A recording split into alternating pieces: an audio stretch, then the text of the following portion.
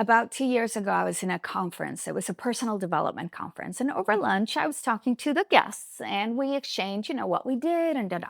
And I told the woman, "Hi, my name is Pamela. I am a recovery coach. I help people get sober." She was so honest with me in that moment. She said, "I drink too much."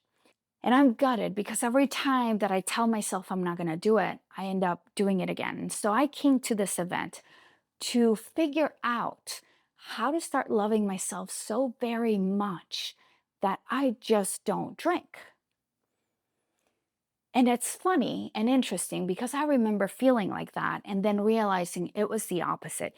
You don't learn to love yourself enough or to trust yourself enough. And as a result, you quit drinking. It's backwards.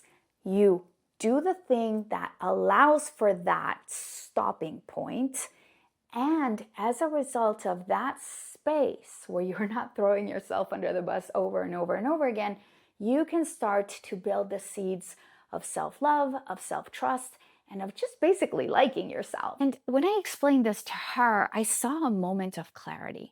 And I knew that this was real because I myself had 5 years of sobriety. A sobriety that made my life better, of course, not when I was drinking, but also sobriety in which I hadn't really understood how to do the deeper work to really like who I was. And eventually that sobriety went away. I lost it. And I was relapsing for 2 full years. And that 2 full years was really, really gutting. Why? Because at that point, think about it. I had the tools. I had the community. I'd gotten sober and stayed sober, right? 5 years. So you'd think, oh my God, I had the formula. But the thing is that I couldn't create enough space between my last drink and me, that space, that little cushion, that pause to start to do the deeper work of unwiring all the crap that kept throwing me back to square one and becoming someone for whom drinking makes no sense. And so at the end of that very long period of 2 years, as I was starting a new kind of sobriety, a sobriety that felt honestly completely different, I came up with exactly the 12 tools that you're going to learn here.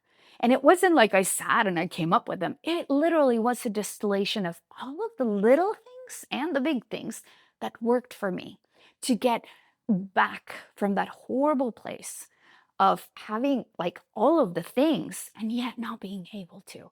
So the tools that you're going to learn here are honestly beautiful because they touch your mind, but at an identity level, not on a rational level. Because here's the deal. When you try to rationalize and access your mind, you will learn that you can't. Our mind, when it comes to the cycles of drinking, of the dopamine dragon, the mind that helps you make good decisions goes offline. You will have tools that help you calibrate and regulate your body so that you stop judging yourself, you stop being stuck, and you stop going back to day one. If these tools worked for me when I was stuck in that really dark place, they will work for you like they have for thousands of students around the world. This is simple. It's easy to follow. It works in the moment and it comes from someone who gets it. Yeah, me. Learn to crush the craving. Cheesy title, but tools that work.